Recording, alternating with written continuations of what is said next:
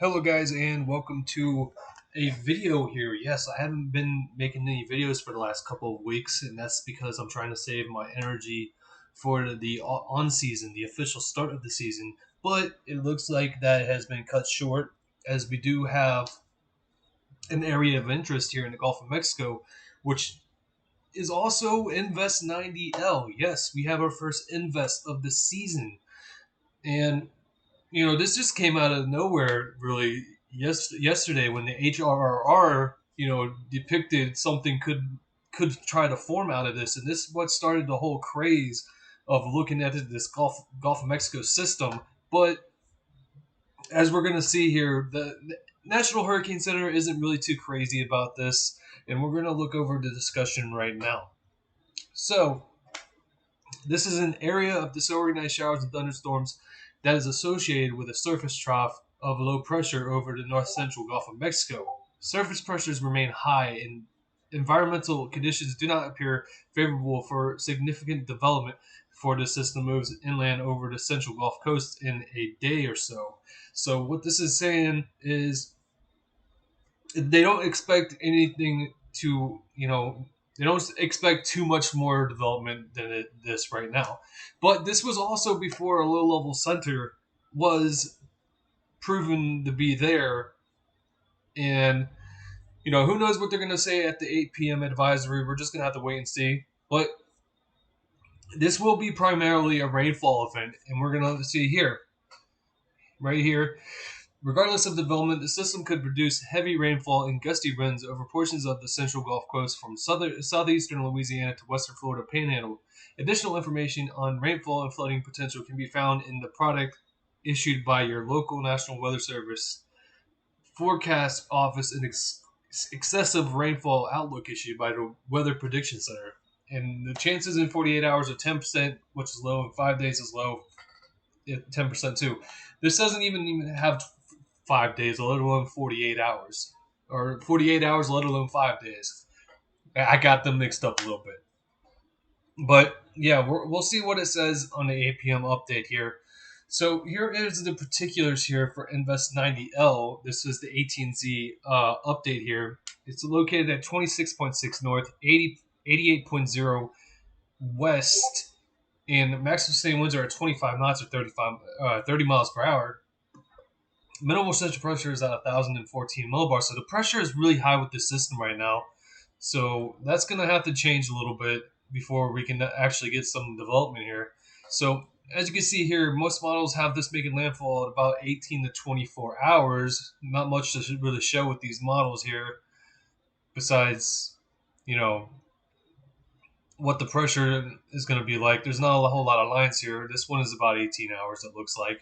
So, you know, this right now it's not looking too good for it. But after the fact that NHT put the area of interest out, like I said, a low level center has formed, and if a low level center forms, you never say never really until it goes inland. That's just my philosophy on it. I'm not a hype caster or anything like that. I'm not a hope caster, whatever you will. I tell it how it is, and right now, it has a low level center, which we will take a look at here. And I think, yeah, right here. We're going to take a look here. And as you can see, the center is right here where this minimal convection burst is here. There is some convection on the northwest side of the circulation, but it's not enough right now to really, help the low level center out at this point in time, as it's racing off to the northeast here. So it has about 10 to 12 hours before it makes landfall here. So if it's gonna do something, time is not on its side here. And as you can see here, Florida is already getting pounded with its second wave of very strong thunderstorms here. They had one earlier this morning as well, and now they're getting impacted with another line of thunderstorms as we speak. So let's go see what the visible high res is here. And you can clearly see where the low level center is here. It is a naked swirl, and it looks like it's trying to pop up under this minimal convective burst here. Like I said, we're gonna have to see how this convective burst plays out through the next couple of hours. as it heads closer to the coast here.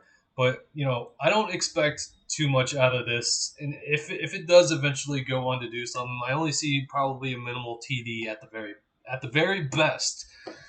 I don't think this is going to get named or anything like that. So no worries there. All right, so now we're going to take a look at the GFS here. And as you can see, with these mesoscale features, the global models don't really pick up on it all too well. So we're going to see what happens here with the GFS here. It doesn't really do anything with it because obviously it's a small scale, system. But we are going to take a look at the oh, here we go. We're going to look at the 10-meter winds first. And it looks like we have some, 28 knots to 32 knots there along the coast. So that's some pretty strong gusty winds there as we head, into the Florida Panhandle and parts of Alabama. So can't rule out some very strong gusty winds at some point as well. Let's see what the total accumulations here are, and it looks like it's still gonna bring some rain here. We're looking anywhere from like 1 to 3 inches of rain, but this is only totals from the GFS. We're still gonna look at several other models here.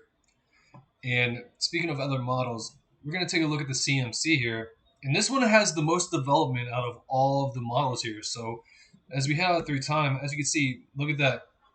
I got two closed isobars, and I think that's like 10, 11 millibars. I could be wrong. Actually, let's take a look at the Northeast. Yeah, the 10, 11 millibars here, and that's an actual tropical depression there. So we're gonna see what the I think we got 10 meter winds.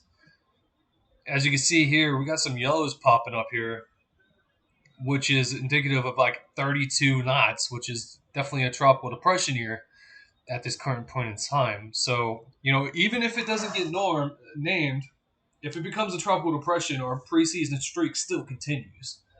That's just the way it is. Even if it don't get named. So what about rainfall here? So we're looking at anywhere from 2 to 4 inches of rain in some locations here for this rain event, and this is definitely enough to cause some flooding concerns in some of these places. So like the old saying goes, "Turn around, don't drown," and you'll be fine. You'll be fine. So with that being said, I want to thank everybody for watching this video today. This was just a quick little update that I wanted to make. Anyways, thank you guys for watching. I'll see you guys again soon.